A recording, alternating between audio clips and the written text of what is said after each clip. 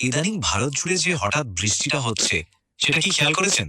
আর তার সাথে সাথেই সোশ্যাল মিডিয়াতে কি সব থিওরি একেবারে ঝড়ের মতো ভাইরাল। তো চলুন আজ এই ব্যাপারটা একটু খতিয়ে দেখি। সোশ্যাল মিডিয়া খুললেই দেখবেন এই ধরনের কথা। বিল গেটস নাকি আবহাওয়া কন্ট্রোল করছেন, সারা দুনিয়ায় নাকি কেমিক্যাল বৃষ্টি ছড়াচ্ছেন, মানে কি সব কাণ্ড। তো এই যে ভাইরাল ব্যাপারটা, এর পেছনে সত্যিটা কি, সেটাই আমরা খুঁজে বের করব।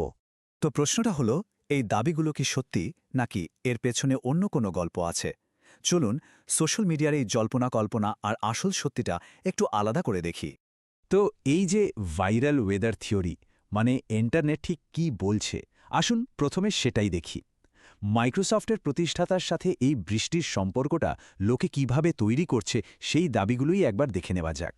তো কি বলা হচ্ছে? বলা হচ্ছে যে বিল গেটস নাকি আবহাওয়া কন্ট্রোল করছেন, স্কোপেক্স নামে একটা প্রজেক্টের জন্য নাকি কেমিক্যাল বৃষ্টি হচ্ছে, আরও শুনবেন প্লেন দিয়ে নাকি নকল মেঘ বানানো হচ্ছে, আর সবশেষে ওয়েদারের মালিকানাও নাকি এখন প্রাইভেট কোম্পানির হাতে।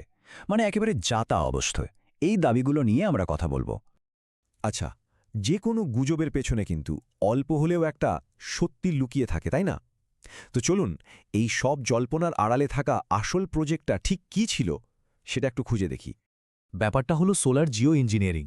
বিল গেটসের ফান্ড আসলে এই আইডিয়াটাকে সাপোর্ট করেছিল। এর মূল উদ্দেশ্য ছিল গ্লোবাল ওয়ার্মিং কমানো। কিভাবে? সূর্যের আলোকে সোজা মহাকাশে ফেরত পাঠিয়ে। দেখুন, এর সাথে কিন্তু বৃষ্টির কোনো সম্পর্কই নেই। তাহলে দেখুন পার্থক্যটা কোথায়।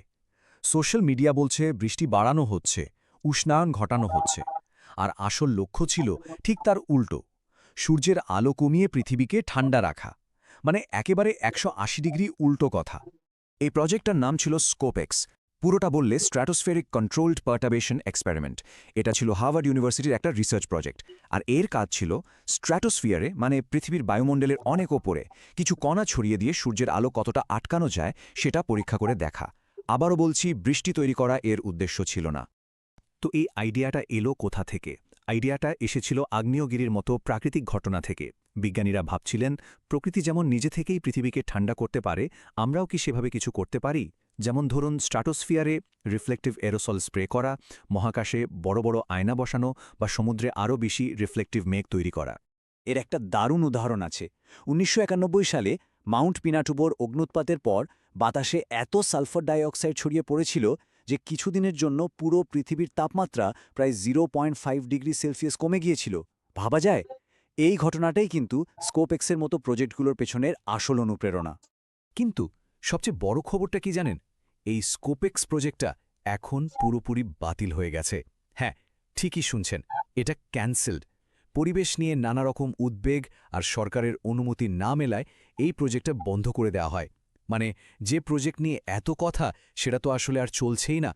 তাহলে প্রশ্নটা থেকেই যাচ্ছে, যদি ওই প্রজেক্টটা কারণ না হয়, তাহলে এই বৃষ্টিটা হচ্ছে কেন? চলুন এবার এই গুজব ছেড়ে আসল বিজ্ঞানের দিকে তাকানো যাক। তো এই ঝড়ের পেছনের আসল বিজ্ঞানটা কি? আসুন আসল কারণটা এবার জেনে নিই।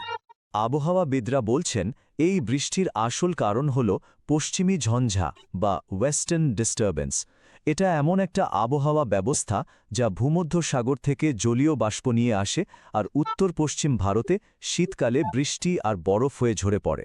ব্যাপারটা খুব সহজ। ভূমধ্যসাগর, কাস্পিয়ান সাগর, এই সব জায়গা থেকে হাওয়া জলীয় বাষ্প নেয়। তারপর জেট স্ট্রিম, যেটা কিনা অনেক উঁচুতে থাকা একটা হাওয়ার স্রোত, সেটা ওই মেঘটাকে ঠেলতে ঠেলতে ভারতের দিকে নিয়ে আসে। আর যেই না হিমালয়ে ধাক্কা খায়, অমনি সমতলে বৃষ্টি আর পাহাড়ে বরফ হয়ে ঝরে পড়ে। এটা কিন্তু প্রত্যেক বছরই হয়। এটা একটা একদম স্বাভাবিক প্রাকৃতিক ঘটনা। তাহলে প্রশ্ন হলো, এবছর এটা নিয়ে এত কথা হচ্ছে কেন? কারণটা হলো, এবার এটা একটু দেরিতে হয়েছে।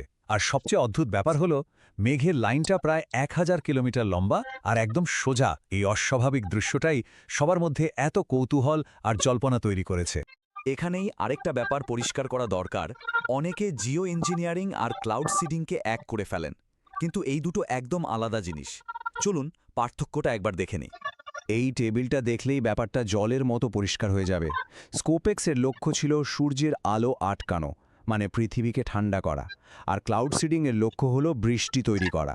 একটাতে প্রতিফলক অ্যারোসল ব্যবহারের কথা ছিল, আর একটাতে সিলভার আয়োডাইড ব্যবহার করা হয়।